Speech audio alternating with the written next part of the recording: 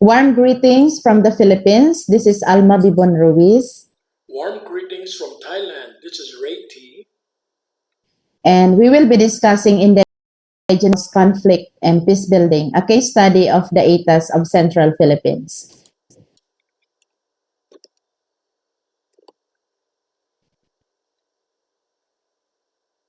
Our paper outlined into 5 sections. Introduction. This paper deals with the following problem statement. There are social problems with which the indigenous people are facing. On the other hand, there are also theoretical problems as to how we should deal with conflicts.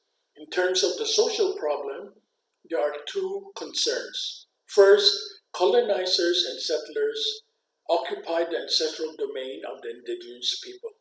Secondly, there are also intra-ethnic conflicts that take place. In terms of theoretical problem, there is an issue regarding whether the law of the land or traditional customary laws should be applied when there are conflicts in order to reach peace building. So what is to be done? How do we deal with traditional law and governmental laws? This paper has 3 research questions. 1, how do the Aetas, the indigenous people, view conflict? 2, what are the peace-building strategies with both intra and ethnic and inter-ethnic conflicts? 3, what is the impact of their traditional practices in conflict resolution and peace building? And the purpose of this paper corresponds to the 3 research questions. This paper fills in the gap as there is a paucity of basic and applied research on the Aetas, the indigenous people in Central Philippines. Literature review.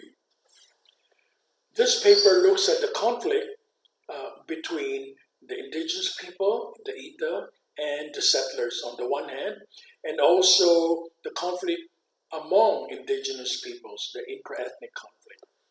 And this paper looks at 2 sets of literature. On the one hand, international norms are applied and become laws of the land in the Philippines, and these are used for conflict resolution. On the other hand, the indigenous people themselves have customary practices which are useful in settling conflict. So there appears to be a conflict of laws.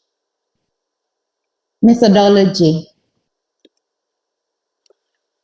This paper employs qualitative research design using the purposive sample technique of data collection. Specifically, the case centers on the specific indigenous peoples, the Aetas of the Central Philippines.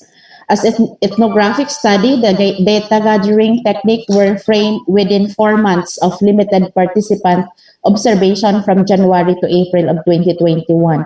Aside from collecting data from the participants, we also relied on secondary sources such as public records. Free and prior consent of the community was respectfully sought and secured along with respect to the guidelines of the National Commission on Indigenous Peoples. As requested by the participants, their names remain to be anonymous in this paper. Next slide. Findings.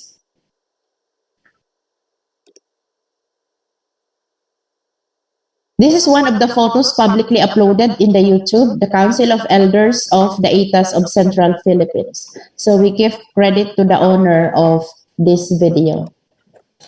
Next slide. The research findings for research question number 1, how do the Aetas view conflict?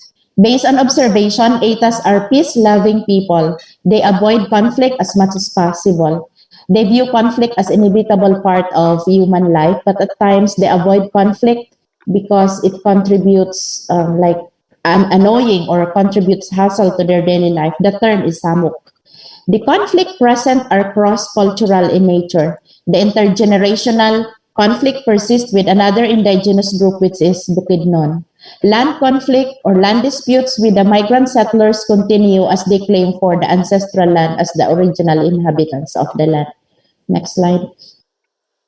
Research question number 2, the peace building strategies for inter and intra conflict. To this day, the Aetas still practice having the traditional court of law where the council of elders act as judges. This kind of law is solely practiced by the indigenous peoples within the tribe, and this is outside the Philippine law. But this was recognized by the Philippine government. Say, for example, for committing unlawful acts such as theft, the council of elders metes out physical punishment such as hitting the hand of the person. Punishment such as hitting the hand is performed by one of the council of elders, but they made sure he or she is not kin of both conflicting parties to avoid conflict of interest. And in some cases, like stealing of water buffalo or physical injury or killing, monetary settlement is necessary. Next slide. Aetas are also famous to their traditional dances. There is a ritual dance performed after the end of the conflict, which is a way of to express victory, peace, and happiness. However, if the two parties would not come into peaceful agreement, another dance ritual is performed. This is an expression of injustice and hatred.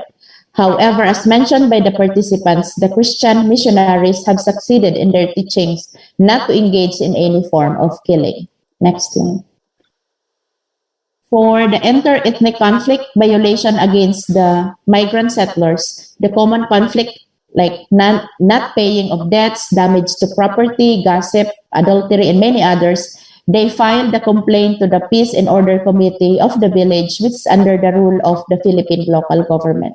For land conflict, they usually arrive at amicable settlement at the local government level. And for killing, they go to district court and the case was dealt according to the existing laws imposed by the government. Next slide. For the research question number 3, the impact of peace-building strategies. As observed, the resolution processes are culturally prescribed. The customary practices promote peacemaking community. So the incorporation of indigenous methods of conflict resolution contributes to peace, security, and harmonious relations among peoples in the region. The inter-ethnic conflict is settled through local government mechanism, and they do not see it as conflict with the traditional laws. That means both of the traditional laws and government imposed laws coexist. That's it. In conclusion, this paper dealt with 3 research questions. The first is, what is the Aetas view of conflict? First is they view conflict as part of life, but there are annoyances and they try to avoid it.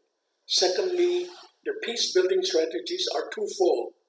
Firstly, they're using traditional methods when they enter into conflict with indigenous people, another group, or within their tribe to settle conflicts. On the other hand, they also resort to local laws if they deal with the settlers, people of another ethnicity.